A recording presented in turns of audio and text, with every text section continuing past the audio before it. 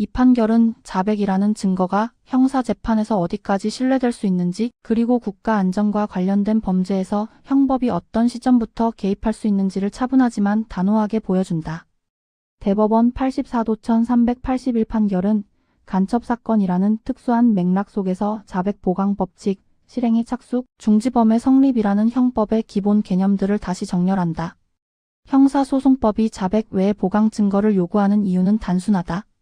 사람은 거짓 자백을 할 수 있고 권력은 자백을 만들어낼 수 있기 때문이다.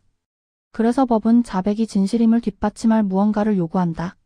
그러나 대법원은 그 보강의 정도를 과도하게 높이지는 않는다. 보강 증거란 범죄 사실 전체를 다시 입증하는 또 하나의 완전한 증명이 아니라 그 자백이 꾸며낸 이야기가 아니라는 점을 뒷받침할 수 있으면 충분하다고 본다.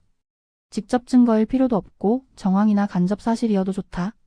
중요한 것은 자백이 허구가 아니라 현실에 발을 딛고 있다는 점을 확인하는 것이다.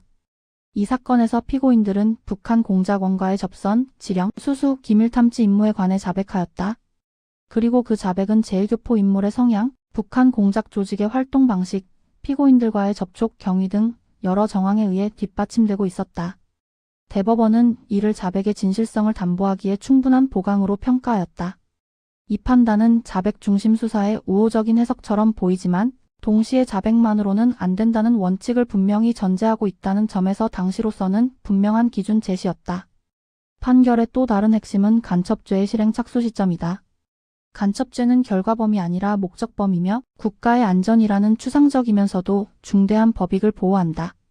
대법원은 북한 또는 외국에서 간첩의 목적으로 대한민국에 입국하는 순간 이미 기밀을 탐지할 수 있는 현실적 가능성이 열리므로 그 시점에서 실행에 착수가 있다고 본다. 실제로 기밀을 손에 넣었는지 보고를 했는지는 그 다음 문제라는 것이다.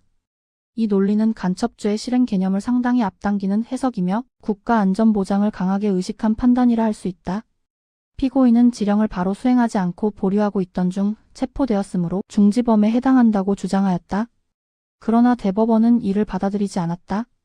중지범이 되려면 범죄를 스스로의 결단으로 중단해야 한다. 이 사건에서 피고인이 멈춘 이유는 양심의 회심이나 자발적 포기가 아니라 경찰의 탐문 사실을 듣고 검거 위험을 의식했기 때문이다. 이는 범위를 버린 것이 아니라 기회를 기다린 것에 불과하다. 결국 피고인은 기밀 탐지의 기회를 노리다 체포된 것이므로 중지범이 아니라 간첩 미수범이라는 판단이 내려졌다. 이 판결은 전체적으로 국가 안전 범죄에 대해 형법이 취하는 엄격한 태도를 잘 보여준다. 실행 착수를 넓게 보고 중지범 성립을 엄격하게 제한하며 자백 보강의 기준을 비교적 완화하는 방향으로 법리를 전개한다. 그만큼 인권 보장의 관점에서는 긴장감을 남기는 판례이기도 하다. 특히 단순 입국만으로 실행 착수를 인정하는 해석은 형법의 최우수 단성 원칙과의 관계에서 비판적 검토의 여지를 남긴다.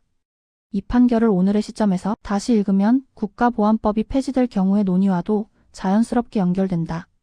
흔히 국가보안법이 없어지면 북한 관련 간첩행위를 처벌할 수 없다고 말하지만 이는 절반만 맞는 말이다.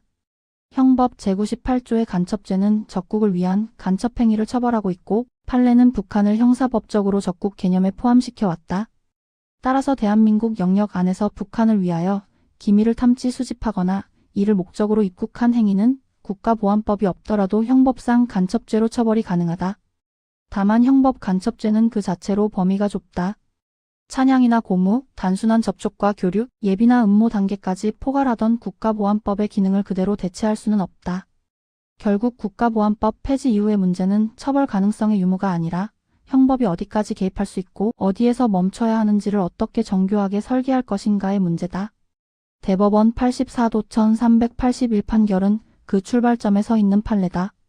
이 판결은 국가 안전을 이유로 형법의 개념들이 어떻게 확장되어 왔는지를 보여주는 동시에 앞으로 우리가 어떤 기준으로 자유와 안전의 균형을 다시 그려야 하는지를 묵직하게 묻고 있다.